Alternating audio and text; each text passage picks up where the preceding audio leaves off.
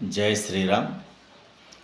ఈరోజు ముఖ్యంగా దక్షిణ భారతదేశంలో నిర్వహించుకోబడేటువంటి ఒక గొప్పనైనటువంటి హిందూ సాంప్రదాయ పండగ పొలాల అమావాస్య.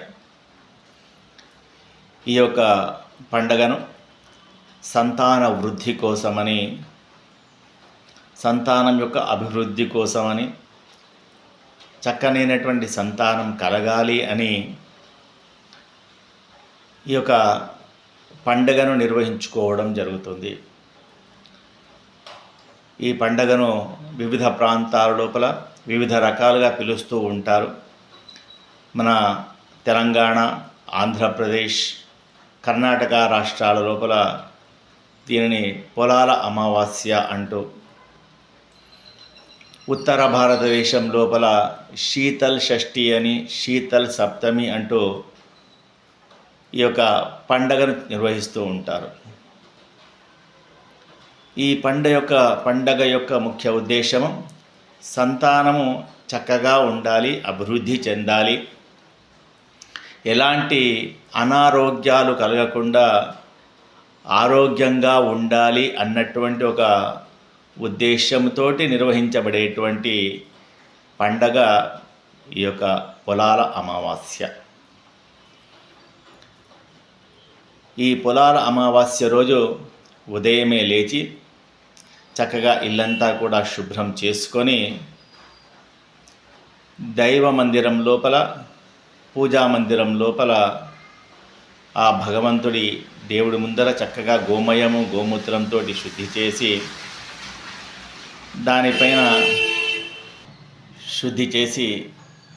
దానిపైన ఒక పీఠంను ఏర్పాటు చేసుకొని దానిపైన ఎర్రని వస్త్రము వేసి దానిలో ధాన్యంని పోసి ఆ ధాన్యం పైన కందమూలాన్ని తీసుకొని వచ్చి ఆ కందమూలము యొక్క భాగం లోపల, ఆ కందమూలానికి గౌరీమాతా స్వరూపము లేదా సంతాన లక్ష్మీ స్వరూపంగా లక్ష్మీ అమ్మవారిని ఆహ్వానం చేసి షోడశోపచార పూజలు చేసిన తర్వాత లక్ష్మీ అష్టోత్తరం కానీ లేదా గౌరీ అష్టోత్తరంతో పూజ చేసి అమ్మవారికి ప్రీతికరమైనటువంటి బెల్లము, శనగపిండి లేదా మినప వడలను అమ్మవారికి నైవేద్యంగా పెట్టడం జరుగుతుంది.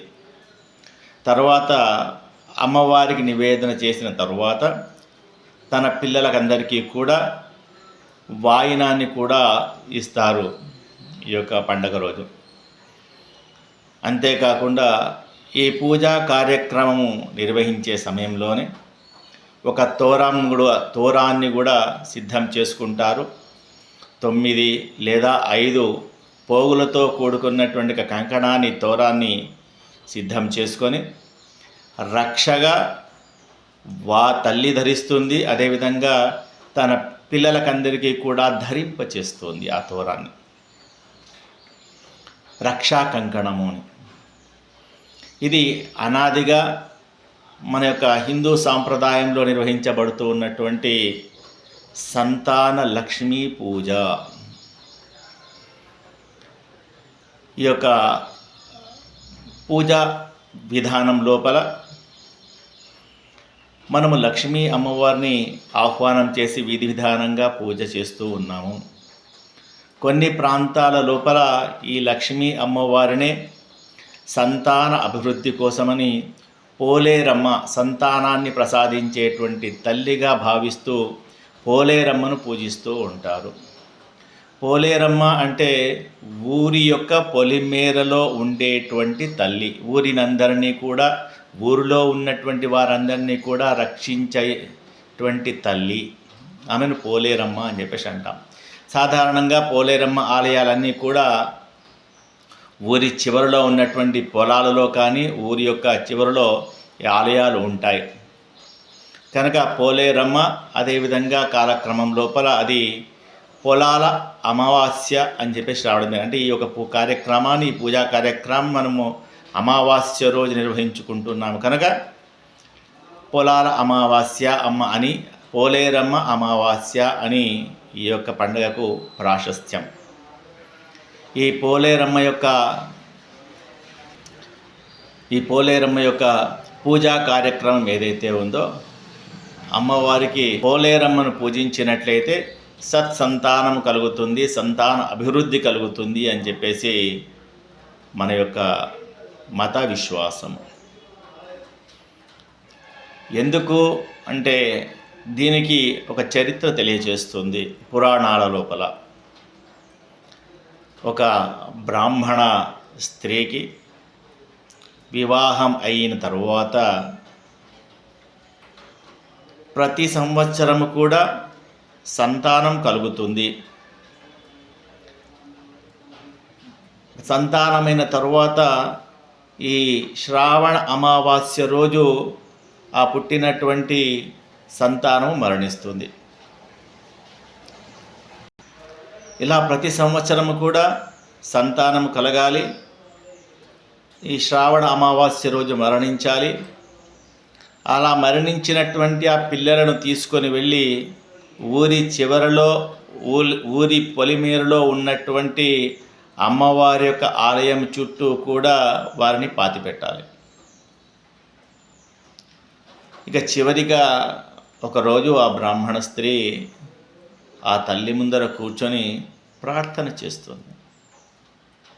ఏంటమ్మా, ప్రతి సంవత్సరం కూడా నాకు సంతానం కలిగి ఏ విధంగా మరణిస్తూ ఉన్నారు, నాకు సంతాన భాగ్యము సంతాన సౌఖ్యం లేదా, నన్ను అనుగ్రహించవలసింది అని ప్రార్థన చేస్తుంది. దానితో ఆ పోలేరమ్మ తల్లి ఆ యొక్క భక్తురాలితో కలలో కనిపించి, నీవు శ్రావణ అమావాస్య రోజు చక్కగా లక్ష్మీ పూజ నిర్వహించి, అంటే పోలేరమ్మ యొక్క పూజను నిర్వహించి, నీ యొక్క సంతాన సౌఖ్యం కోసమని రక్షగా తోరం సిద్ధం చేసి నీ సంతానానికి ధరింపచేయు, నీ సంతానము వృద్ధి చెందుతుంది అని సూచన చేస్తుంది ఆ పోలేరమ్మ. దానితో ఆ బ్రాహ్మణ స్త్రీ మళ్ళీ సంవత్సరము సంతానావతి కాగానే అమ్మవారు సూచించిన విధంగా శ్రావణ అమావాస్య రోజు ఆలయానికి వెళ్ళి ఆ పోలేరమ్మను భక్తి శ్రద్ధలతో అర్చించి, అమ్మవారి దగ్గర ఉంచినటువంటి ఆ రక్షా సూత్రాన్ని తీసుకొని వచ్చి తన సంతానానికి ధరింపచేసి, నా సంతానానికి అమ్మవారు రక్షగా ఉండుగాక అని ఆశీర్వదిస్తుంది తన పిల్లలను. అదేవిధంగా సత్సంతానం కోసమని తను కూడా ధరింప చేసుకుంటుంది.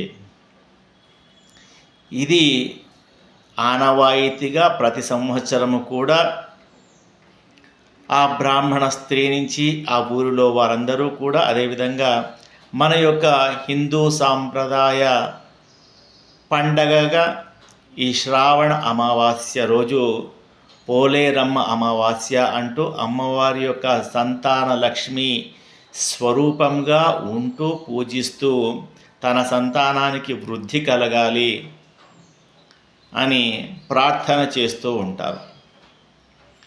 ఈ పోలేరమ్మను పూజించడం కోసమని మన ఇంట్లో ఉన్నటువంటి పూజా మందిరంలోనే ఒక కందమూలాన్ని తీసుకొని వచ్చి అక్కడ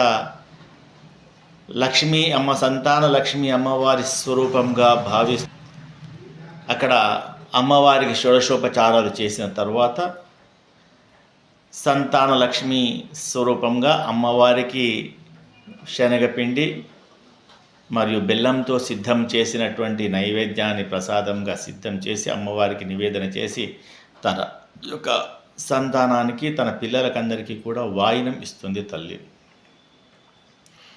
మన హిందూ సాంప్రదాయం లోపల ఈ ఎడ్లను కూడా తన సంతానంగా భావిస్తారు రైతులందరూ కూడా. పొలాలు దున్ని చక్కగా పంటలు పండడం కోసమని, సమృద్ధిగా పంటలు వృద్ధి చెందాలి అని ఒక సంకల్పముతోటి ఈరోజు ఆ పొలంలో వచ్చినటువంటి సంపదను కూడా లక్ష్మీ స్వరూపమే కనుక ఆ యొక్క లక్ష్మిని వృద్ధింపచేసేటువంటి రోజు కనుక దానికి కారణమైనటువంటి చక్కగా దుక్కి దున్ని పంట అభివృద్ధికి కారణమైనటువంటి ఎడ్లను కూడా వారి పిల్లలుగా భావించేటువంటి రైతన్నలు ఈరోజు చక్కగా ఎడ్లను శుద్ధి చేసి కడిగి వాటిని అందమైనటువంటి రంగులతోటి అలంకరించి దానిపైన కొత్త అయినటువంటి వస్త్రాలను వేసి పూలతో అలంకారం చేసిన తరువాత అక్కడ లక్ష్మీ స్వరూపంగా ఆ ఎడ్లను కూడా పూజిస్తూ ఉంటారు. సంతానం కోసమని వృద్ధి చెందాలి, సంతానం కలుగ చేయాలి, సంతానంగా భావిస్తూ తన యొక్క పంటను కూడా చక్కగా వృద్ధి చేసి లక్ష్మీకరం కావాలి అని పూజ చేస్తూ ఉంటారు. అందుకోసమనే ఈనాటి ఈ పొలాల అమావాస్యను ఎడ్ల పొలాల అమావాస్య అంటూ, పోలేరమ్మ అమావాస్య అంటూ అనేక రకాలుగా పిలుస్తూ ఉంటారు ఈ యొక్క పండుగను. ఈ శ్రావణ మాసంలో వచ్చేటువంటి చివరి పండగ ఈ యొక్క ఎడ్ల పొలాల అమావాస్య లేదా పోలేరమ్మ అమావాస్య. సంతాన అభివృద్ధి కోసమని చేసేటువంటి ఒక గొప్పనైనటువంటి పండగ. ఈ యొక్క కార్యక్రమాన్ని, ఈ పండగను భక్తి శ్రద్ధలతోటి అందరము కూడా నిర్వహించుకొని అమ్మవారి యొక్క అనుగ్రహం చేత సంతాన భాగ్యాన్ని, సంతాన అభివృద్ధిని మనమందరం కూడా పొందాలి అని చెప్పేసి కోరుకుంటున్నాను. జై శ్రీరామ్.